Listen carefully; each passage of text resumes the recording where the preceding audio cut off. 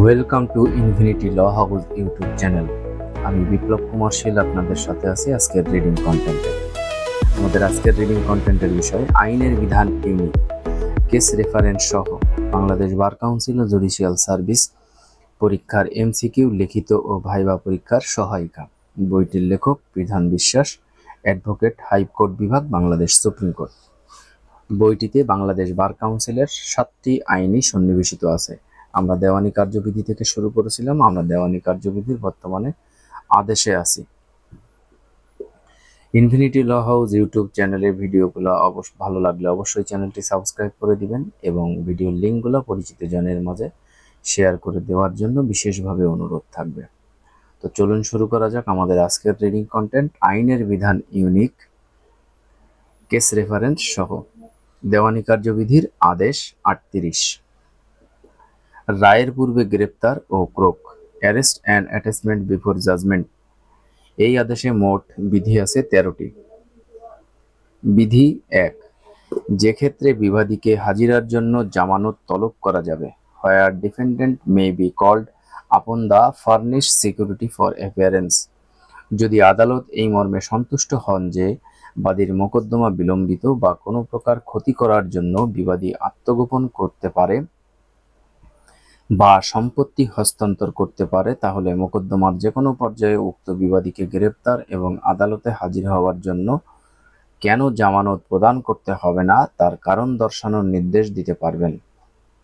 এক কথায় উত্তর, কোনো মামলায় আদালত রায়ের পূর্বে গ্রেপ্তারি পরোয়ানা ইস্যু করতে পারে। অর্থ, মামলায় আদালত রায়ের পূর্বে আটক আদেশ দিতে পারেন মোকদ্দমার যে কোনো পর্যায়ে। বিধি 2, জামানত সিকিউরিটি। 38 আদেশের এক বিধি অনুযায়ী বিবাদী উপযুক্ত কারণ দর্শাতে না পারলে আদালত বিবাদীকে প্রয়োজনীয় অর্থ বা সম্পদ জামানত হিসেবে আদালতের জমা প্রদানের নির্দেশ দিবেন। বিধি 3, জামিনদার দায় মুক্তির আবেদন করলে কার্যপদ্ধতি, প্রসিডিউর অন অ্যাপ্লিকেশন বাই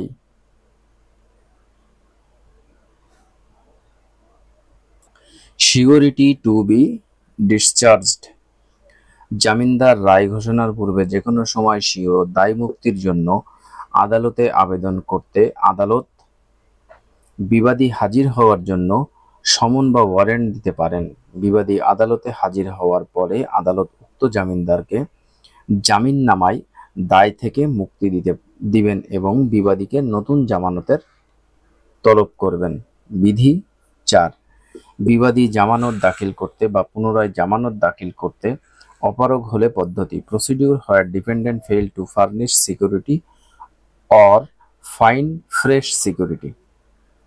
বিবাদী 2 বা 3 নিয়ম অনুসারে প্রদত্ত কোনো আদেশ অমান্য করলে আদালত মোকদ্দমার নিষ্পত্তি না হওয়া পর্যন্ত অথবা ডিক্রি প্রদত্ত হলে তা পরিশোধ না হওয়া পর্যন্ত তাকে দেওয়ানি কারাগারে সোপর্দ করতে পারবেন। তবে এই নিয়ম অনুসারে কাউকে 6 মাসের অধিক সময় আটক রাখা চলবে না এবং মোকদ্দমার বিষয়বস্তু মূল্য 50 টাকার কম হলে সেক্ষেত্রে 6 সপ্তাহের অধিক সময় আটক রাখা চলবে না। এক কথায় উত্তর, জামানত দিতে ব্যর্থ হলে আদালত বিবাদীকে সর্বোচ্চ কত মেয়াদের আটক আদেশ দিতে পারেন? 6 মাসের। বিধি 5, যে ক্ষেত্রে সম্পত্তি আদালতে হাজির করার জন্য বিবাদীর নিকট জামানত তলব করা যাবে, where defendant may be called upon a furnish security for publication of property. বাদী এফিডেভিট দ্বারা বা অন্য কোনো উপায়ে আদালতকে যদি সন্তুষ্ট করতে পারেন যে বিবাদী তার বিরুদ্ধে ডিক্রি হতে পারে মনে করে তার সম্পত্তি হস্তান্তর করার চেষ্টা করেছে, তাহলে আদালত রায় ঘোষণার পূর্বে সম্পত্তি ক্রোক করার আদেশ দিতে পারেন।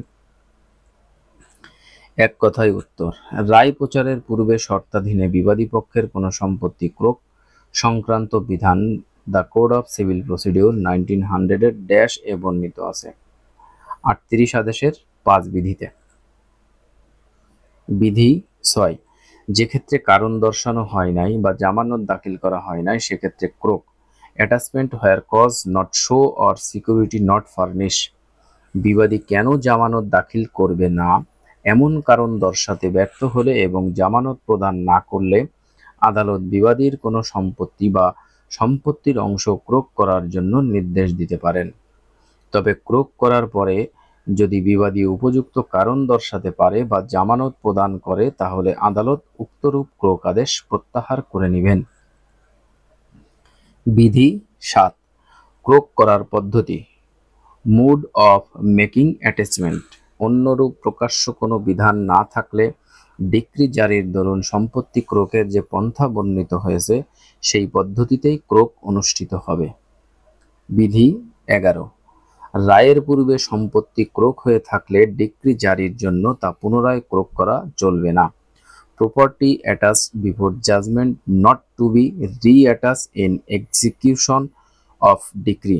যে ক্ষেত্রে এই আদেশ বলে কোনো সম্পত্তি ক্রোক করা হয়েছে সেক্ষেত্রে বাদীর অনুকূলে যদি ডিক্রি প্রদত্ত হয় তবে উক্ত ডিক্রি জারির জন্য আবেদন করা হলে উক্ত সম্পত্তি পুনরায় ক্রোকের জন্য অন্য কোনো আবেদন করার প্রয়োজন হবে না।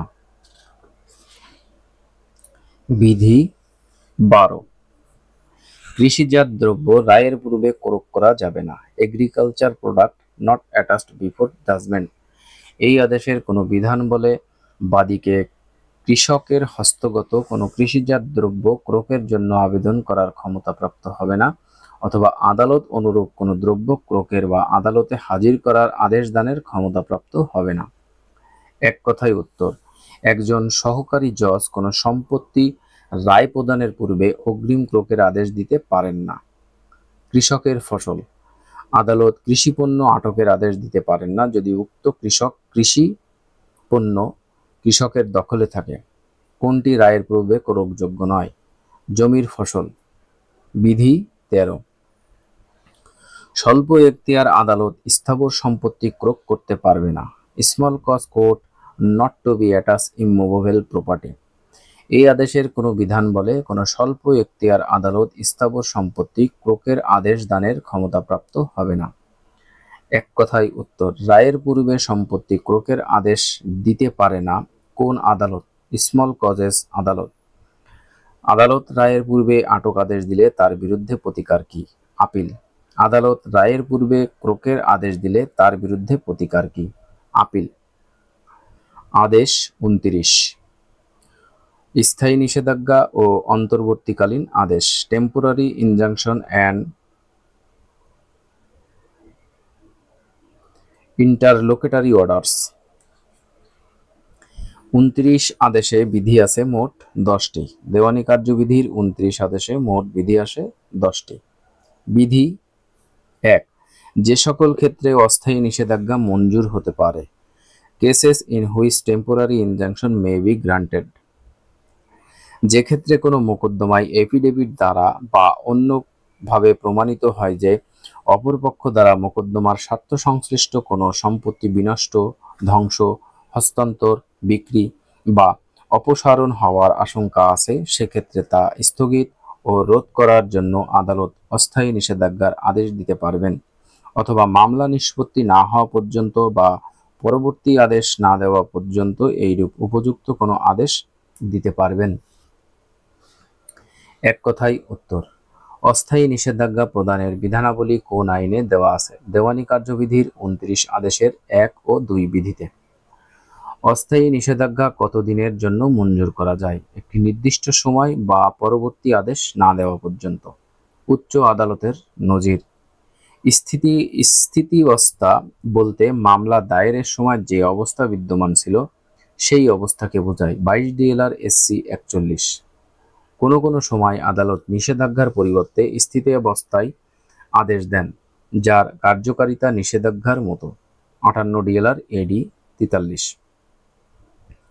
বিধি 2, চুক্তিভঙ্গ কার্যের পুনরাবৃত্তি বা অব্যাহত রাখা বন্ধ করার জন্য নিষেধাজ্ঞা। Injunction to restrain repetition or continuance of ব্রিচ।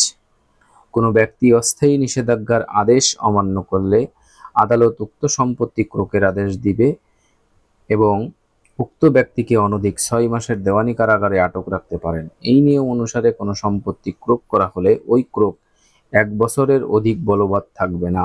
উক্ত সময়ের পর যদি শর্ত অব্যাহত থাকে তবে বিক্রয়লব্ধ অর্থ হতে আদালত উপযুক্ত পরিমাণ ক্ষতিপূরণ দানের নির্দেশ দিতে পারেন।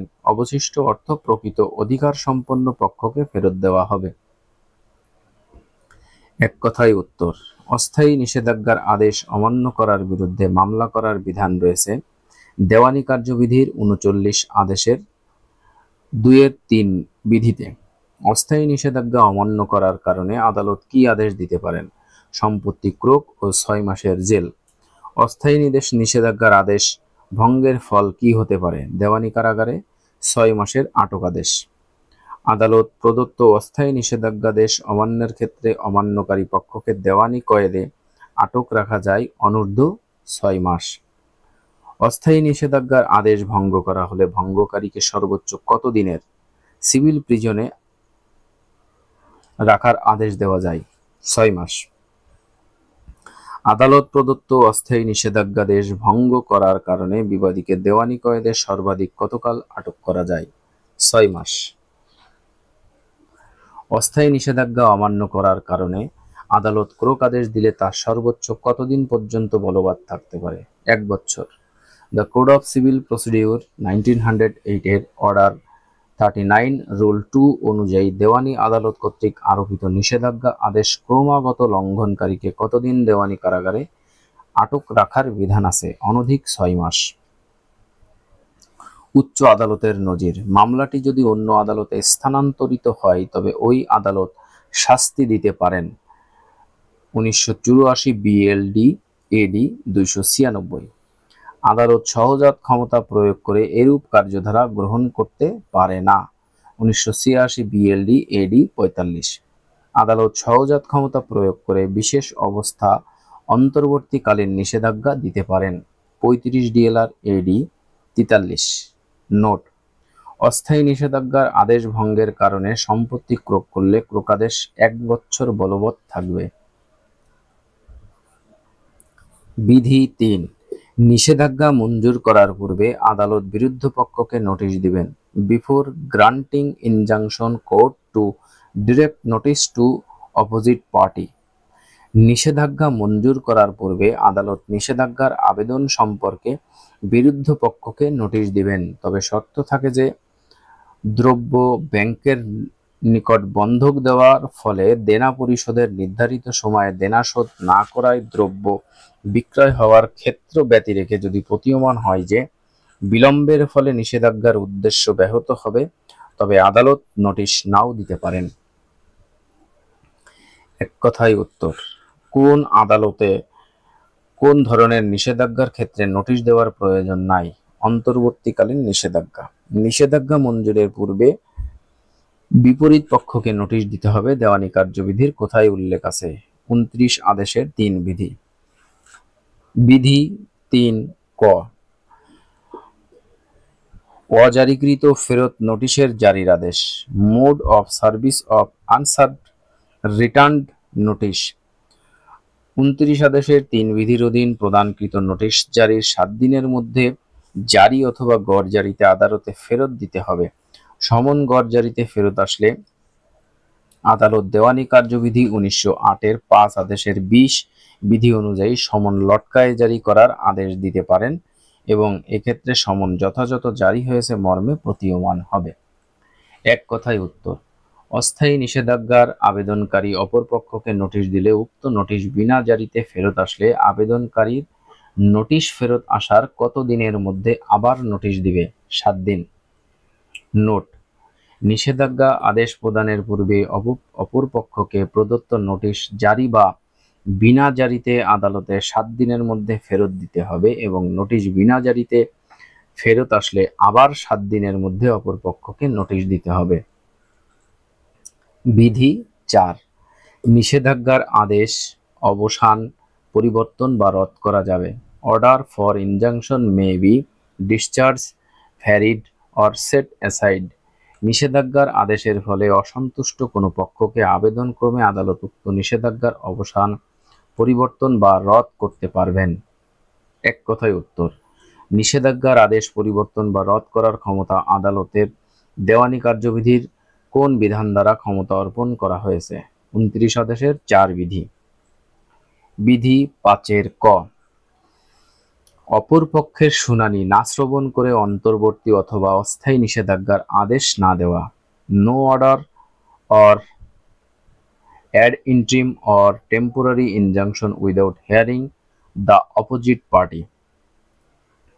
সরকারি আইনজীবী এবং তাকে বা তার পক্ষে শুনানির জন্য ক্ষমতাপ্রাপ্ত অন্য কোনো আইনজীবীকে যুক্তিসঙ্গত কোনো নোটিশ প্রদান না করে কোনো ব্যক্তিগত পক্ষের প্রেক্ষিতে সরকার বা কোনো সংবিধিবদ্ধ সংস্থার বিরুদ্ধে কোনো আদালত অন্তর্বর্তী অথবা অস্থায়ী নিষেধাজ্ঞার একতরফা কোনো আদেশ প্রদান করবেন না। যে পক্ষের অনুরোধে অস্থায়ী বা অন্তর্বর্তীকালীন নিষেধাজ্ঞার আদেশ দেওয়া হয় সেই পক্ষের বিরুদ্ধে যদি সিদ্ধান্ত গ্রহণ করা হয় তাহলে আদালত অন্য পক্ষ যে খরচ পাবে তার অতিরিক্ত অনধিক 10,000 টাকা পর্যন্ত ক্ষতিপূরণের খরচ অনুমোদন করবেন। এক কথায় উত্তর, যে পক্ষের অনুরোধে অন্তর্বর্তী বা অস্থায়ী নিষেধাজ্ঞা অনুমোদন করা হয় পরিশেষে যদি তার বিরুদ্ধে মোকদ্দমা সিদ্ধান্ত গ্রহণ করা হয় তাহলে আদালত তাকে কত টাকা ক্ষতিপূরণ দেওয়ার আদেশ দিতে পারেন? অনূর্ধ্ব 10,000 টাকা। কোনো আদালত একতরফা অন্তর্বর্তীকালীন আদেশ প্রদান করবে না সরকারের বিরুদ্ধে। বিধি 6, অন্তর্বর্তীকালীন বিক্রয়ের আদেশ দানের ক্ষমতা। Power to order interim sale. কোনো অস্থাবর সম্পত্তি যদি মোকদ্দমার বিষয়বস্তু হয়ে থাকে এবং রায়ের পূর্বে যদি ক্রয় করা হয়ে থাকে এবং উক্ত সম্পত্তি যদি পচনশীল হয়ে থাকে তবে আদালত মোকদ্দমার কোনো পক্ষের আবেদনক্রমে শর্ত সাপেক্ষে উক্ত সম্পত্তি বিক্রয়ের আদেশ দিতে পারবেন। এক কথায় উত্তর, আদালত অন্তর্বর্তীকালীন আদেশ দিতে পারে যদি অস্থাবর সম্পত্তিটি পচনশীল হয় ও দ্রুত এবং স্বাভাবিক ক্ষয়শীল হয়। অন্তর্বর্তীকালীন আদেশ দেওয়া যেতে পারে যদি মোকদ্দমার বিষয়বস্তু অস্থাবর সম্পত্তি এবং তা পচনশীল হয়। জেলা জজ আদালত কোনো বিচারিক কার্যক্রমের বিরুদ্ধে নিষেধাজ্ঞা দিতে পারে কোনো অধস্তন দেওয়ানি আদালতের কার্যক্রমে। আদালত অস্থায়ী নিষেধাজ্ঞার আদেশ দিলে বিবাদীর প্রতিকার কি? আপিল। সহকারী জজ অস্থায়ী নিষেধাজ্ঞার আদেশ প্রদান করলে উক্ত আদেশের বিরুদ্ধে প্রতিকার কি? আপিল। আদালত অস্থায়ী নিষেধাজ্ঞার আদেশ পরিবর্তন করে আদেশ দিলে তার বিরুদ্ধে প্রতিকার কি? আপিল। আদেশ 40, তত্ত্বাবধায়ক নিয়ম। Appointed to receiver. এই আদেশে মোট বিধি আছে 5টি। বিধি 1, তত্ত্বাবধায়ক নিয়োগ। Appointed to receivers. সঙ্গত ও সুবিধাজনক মনে করলে আদালত একটি আদেশ দিয়ে নিম্নলিখিত ব্যবস্থা অবলম্বন করতে পারেন। ক, ডিক্রির পূর্বে বা পরে কোনো সম্পত্তির জন্য তত্ত্বাবধায়ক নিয়োগ। খ, সম্পত্তির দখল বা জিম্মাদারি হতে কোনো ব্যক্তিকে অপসারণ। গ, উক্ত সম্পত্তি তত্ত্বাবধায়কের দখল, জিম্মাদার বা ব্যবস্থাপনায় অর্পণ। এবং ঘ, সম্পত্তির মালিকের অনুরূপ ক্ষমতা বা আদালত যেমন উপযুক্ত মনে করেন তদ্রূপ ক্ষমতা অর্পণ। এক কথায় উত্তর, রিসিভার নিয়োগ করার পদ্ধতি দেওয়ানি কার্যবিধির কোন আদেশে বলা হয়েছে? 40 আদেশের এক বিধি। রিসিভার নিয়োগ করা যেতে পারে ডিক্রির পূর্বে ও পরে। রিসিভার নিয়োগ করা যেতে পারে সম্পত্তির খাজনা আদায়ের জন্য, সম্পত্তির মুনাফা আদায়ের জন্য, সম্পত্তির রক্ষণ এবং উন্নয়নের জন্য। উচ্চ আদালতের নজির। রিসিভার নিয়োগের বিধানাবলী সম্পত্তির অধিকার বলবৎ করণের সবচেয়ে কঠিন প্রতিকারগুলোর মধ্যে একটি হিসেবে গণ্য করতে হবে। 64 DLR AD 94। সম্পত্তির কার্যত দখলকারীকে বঞ্চিত করার উদ্দেশ্যে রিসিভার নিয়োগ করা যায় না। 48 DLR AD 14। কোনো বিশেষ মামলার পক্ষদের সম্মতি ও রিসিভার নিয়োগ করা যায়, তবে বিশেষ অবস্থাটি প্রমাণিত হতে হবে। 36 DLR AD 97। বিধি 2, পারিশ্রমিক।